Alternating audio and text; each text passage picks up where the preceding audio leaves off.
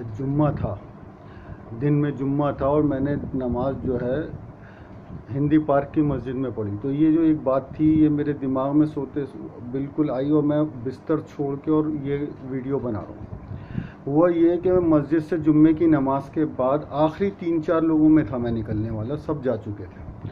تو مسجد کے باہر ہندی پارک کی مسجد ایک بکھارن بیٹھی ہوئی تھی، وہ برقع اوڑھی ہوئی تھی لیکن چہرہ اس نے کھول رکھا تھا، ایک فقیرنی، اور ایک سائڈ پہ ایک آدمی دینی کتابیں اور مسواک وغیرہ یہ سب بیچ رہا تھا.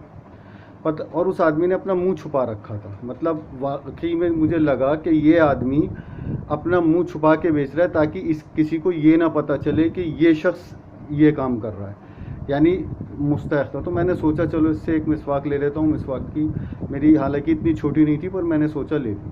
تو وہ 10 روپے کی مسواک دے رہا تھا. اب میرے پاس 100 کا نوٹ تھا. میں نے کہا بھائی 100 روپے ہو جائیں گے کھلے ہوئے.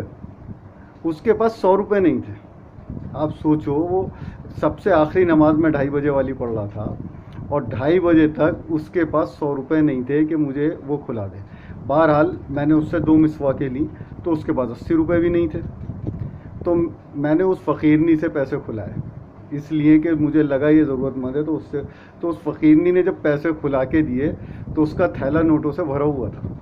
اس نے اس بات کو چیک نہیں کیا پر میں نے چیک کر لیا، اس کا تھیلا پیسوں سے بھرا ہوا تھا. اور اس نے مجھے 100 روپے کھلا دیے، میں نے اس کو بھی 10 روپے دے دیے.